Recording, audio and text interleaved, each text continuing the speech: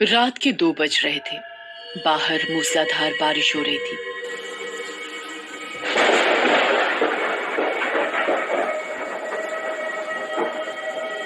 अभिजीत और विवेक living room के TV पर ये हॉरर मूवी देख रहे थे। विवेक अभिजीत के घर रात को सोने के लिए आया था, क्योंकि उस दिन अभिजीत के mummy papa out of town गए थे और अभिजीत घर पर अकेला था। तभी टीवी में मूवी का वो डरावना सीन चल रहा था, जिसमें वो चुड़ैल टीवी के बाहर निकल कर आती है। वो दोनों भी बहुत ज्यादा डर गए थे। तभी घर के दरवाजे पर किसी ने दस्तक दी और दोनों की सांसें रुक गई। भाई, इतनी रात गए कौन आया होगा? कहीं वो सीरियल किलर तो नहीं है ना? तभी फिर से किसी ने दरवाजा पीटते हुए दस्तक दी।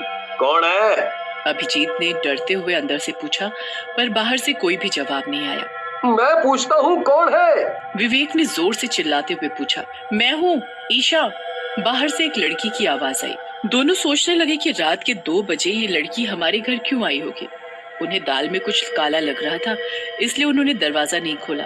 तुम यहाँ पर क्यों आई हो? विवेक ने अंदर से उस लड़की से पूछा। जी, मैं क्लब से अपने घर जा रही थी कि तभी मूसलाधार बारिश शुरू हुई। रास्ते पर पूरा पानी भरा पड़ा है, इसलिए स्कूटी चल नहीं रही है। इसीलिए मैं आपसे पूछने आई हूँ कि क्या मैं कुछ देर बारिश रुकने तक आपके यहाँ रुक सकती हूँ? दरवाजे पर खड़ी उस लड़की ने कहा। तभी विवेक ने दरवाजे के पिपहोल से दरवाजे पर खड़ी उस लड़की को देखा। वो बारिश में भीगी हुई थी, पर वो लड़की थी बड़ी सुंदर। इसलिए विवेक ने अभिजीत से कहा, यार, मुझे लगता है कि हमें दरवाजा खोलना चाहिए और उसे घर के अंदर बुला लेना चाहिए। नहीं, मुझे तो लगता है कि हमें दरवाजा नहीं खोलना चाहिए, क्योंकि इस लड़की ने डोरबेल होते हुए भी रात को दरवाजे पर दस्तक दी है। और मम्मी हमेशा कहा करती हैं कि सिर्फ काली शक्तियां ही रात को दरवाजे पर दस्तक दिया करती हैं। हाँ।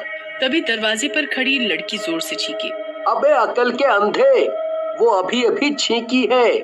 इसका मतलब वो लड़की है, कोई चुड़ैल नहीं। और अगर तू अभी उसे अंदर नहीं लेगा तो वो बीमार पड़ जाएगी। ऐसा कहकर उसने दरवाजा खोला और उस लड़की को घर के अंदर ले लिया। उसने उसे लिविंग रूम के सोफे पर बिठाया। विवेक ने उसे भीगे हुए बालों को सुखाने के लिए तौलिया दिया और फिर वो इधर उधर की बातें करने लगे। विवेक उस लड़की पर पूरी तरह लट्टू हो गया था, पर अभिजीत अभी भी उस लड़की को शक भरी नजर से देख रहा था, क्योंकि उसे लग रहा था कि वो लड़की सीरियल किलर भी तो हो सकती है। कुछ देर में बारिश रुक गई और रास्ते पर का पानी ड्रेन हो गया। वैसे वो लड़की अपने घर जाने के लिए निकल पड़ी, पर जाते समय उसने अपनी बैग से एक पेंटिंग निकाली, जो कि एक काले कपड़े से ढकी हुई थी। आपने मुझे यहाँ रुकने दिया, इसके लिए आपका बहुत बहुत शुक्रिया। मैं आपको ज्यादा कुछ तो नहीं दे सकती, पर ये पेंटिंग एक तोहफे के तौर पर रख लो। उस लड़की ने विवेक को पेंटिंग देते हुए कहा। अरे नहीं नहीं, तस्वीर की क्या जरूरत है? अभिजीत ने लड़की से कहा, पर तभी विवेक बोला, अरे रहने दो ना। एक सुंदर लड़की अगर तुम्हें कुछ दे रही है तो उसे लेना चाहिए। इसीलिए अभिजीत चुपचाप बैठ गया। उसके बाद वो लड़की वहाँ से चली गई। उस लड़की के चले जाने के बाद विवेक ने उस पेंटिंग पर ढका हुआ काला कपड़ा निकाला और उस पेंटिंग को देखकर वो चौंक गया, क्योंकि वो पेंटिंग बहुत ही डरावनी थी। वो पेंटिंग एक जंगल की थी, जिसमें एक बड़ा सा बरगद का पेड़ था, जिसकी हवाई जड़ों से कई सारे कटे हुए लड़कों के सर बंधे हुए थे। पेड़ के नीचे एक काला डरावना आदमी हाथ में कुल्हाड़ी लिए खड़ा था, जिस पर खून लगा हुआ था। वो पेंटिंग देखकर अभिजीत डर गया। अरे ये कैसी पेंटिंग है? मुझे ये कुछ ठीक नहीं लग रहा। अभी के अभी इसे घर से बाहर फेंक दो। पर वो पेंटिंग डरावनी होने के साथ साथ बहुत बढ़िया भी थी, और ऊपर से उसे वो पेंटिंग उस लड़की ने दी थी, इसलिए विवेक वो पेंटिंग बाहर फेंकने के लिए तैयार नहीं था। अरे इसमें डरने वाली कौन सी बात है? ये सिर्फ पेंटिंग ही तो है। दोनों के बीच बहुत देर बहस हुई और आखिरकार अभिजीत उस पेंटिंग को अपने घर में रखने के लिए तैयार हो गया। पर उसने वो पेंटिंग अपने बेडरूम में एक टेबल पर रख दी और वो लिविंग रूम में टीवी देखने के लिए चला गया। वो दोनों मूवी देख ही रहे थे कि तभी बिजली चली गई। तभी उन्हें अभिजीत के बेडरूम से कुछ गिरने की आवाज सुनाई दी। अभिजीत डर गया। उसके जहन में कुछ और ही चल रहा था। शायद पेंटिंग टेबल से गिर गई होगी, मैं उठा कर आता हूँ। विवेक बोला और मोबाइल की टॉर्च लगाकर वो अभिजीत के बेडरूम की तरफ जाने लगा। विवेक मत जाओ, मुझे कुछ गड़बड़ लग रही है। अभिजीत ने विवेक से कहा, पर सुने वो विवेक कैसा। वो बेडरूम का दरवाजा खोलकर बेडरूम में चला गया। तब उसने देखा कि वो पेंटिंग तो सच में टेबल से नीचे गिर गई है। पर जब उसने पेंटिंग उठाई तब डर के मारे उसके रोंगटे खड़े हो गए, क्योंकि उस पेंटिंग में से वो आदमी गायब हो चुका था। ये पेंटिंग में से आदमी कहाँ चला गया? और जैसे ही उसने ये सोचा, उसे अपने पीछे किसी के होने का एहसास हुआ, और जब उसने पीछे मुड़कर देखा तब उसके पैरों तले जमीन फिसल गई, क्योंकि उसके पीछे वही आदमी खड़ा था जो उस पेंटिंग में से गायब हो गया था। उसके हाथ में बड़ी सी कुल्हाड़ी थी जिस पर खून लगा हुआ था। उस भयानक आदमी को अपने सामने देखकर विवेक ने डर के मारे पैंट में पेशाब कर दी। उसके पैर थर थर कांप रहे थे। वो विवेक हमला करने ही वाला था कि तभी अभिजीत ने पीछे से आकर उस आदमी के सिर में लोहे का रॉड मार दिया, पर उस आदमी को कुछ भी नहीं हुआ। उसने विवेक को छोड़ दिया और पीछे मुड़कर देखा, पर तभी विवेक बेडरूम से बाहर भाग गया। अभिजीत भी उसके पीछे पीछे भागा। वो दोनों भी घर के दरवाजे की तरफ भागे। उन्होंने दरवाजा खोलने की कोशिश की, पर वो दरवाजा खुल ही नहीं रहा था। अभिजीत ने खिड़की खोलकर बाहर देखा, तब उसे घर के बाहर वही लड़की दिखाई दी जिसने उन्हें वो पेंटिंग दी थी। वो उसकी तरफ देखकर डरावनी तरीके से हंस रही थी। विवेक समझ गया कि उस लड़की ने ही उन्हें घर के अंदर लॉक कर दिया है और उसने जानबूझकर उन्हें वो भूतिया पेंटिंग दी थी।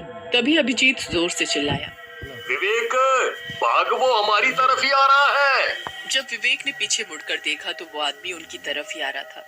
अभिजीत ने उसका हाथ पकड़ा और उसे खींचते हुए स्टोर रूम में ले गया। उन्होंने दरवाजा अंदर से बंद कर लिया। उन्हें समझ नहीं आ रहा था कि अब क्या करें। तभी उस आदमी ने दरवाजे पर कुल्हाड़ी मारना शुरू कर दिया।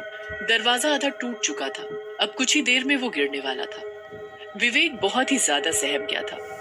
विवेक सर पकड़कर जमीन पर बैठ गया और पागलों जैसी बातें करने लगा। मैं मरने वाला हूँ, मैं मरने वाला हूँ, मैं मरने वाला हूँ। विवेक, हम इस तरह से हार नहीं मान सकते। हमें इस आदमी का डट कर मुकाबला करना पड़ेगा। अभिजीत ने विवेक से कहा, पर फिर भी वो सिर्फ एक ही बात दोहराया जा रहा था। मैं मरने वाला हूँ, मैं मरने वाला हूँ, मैं मरने वाला हूँ, मैं मरने वाला हूँ। तभी उस आदमी ने कुल्हाड़ी से पूरा दरवाजा तोड़ा और दरवाजा जमीन पर गिर गया। वो विवेक को सामने देखकर सीधे उसकी तरफ बढ़ रहा था। तभी मैंने उसके सिर में वो कुल्हाड़ी मार दी। वैसे वो आदमी चिल्लाया। उसका सर 2 टुकड़ों में बट गया और वो नीचे गिर गया। वो जमीन पर पड़ा हुआ तड़प रहा था। पूरा फर्श उसके खून से सिंच गया था। मैं विवेक के पास गया। विवेक, वो मर चुका है, अब हमें कुछ नहीं होगा। पर तभी वो बोला, नहीं, वो नहीं मरा है। ऐसा कहकर मेरे पीछे उंगली दिखाकर इशारा किया, और जब मैंने पीछे मुड़कर देखा तब मेरे रोंगटे खड़े हो गए थे, क्योंकि वो आदमी वापस से खड़ा हो गया था। उसने मेरा गला पकड़ा और मुझे उठाकर दीवार पर फेंक दिया।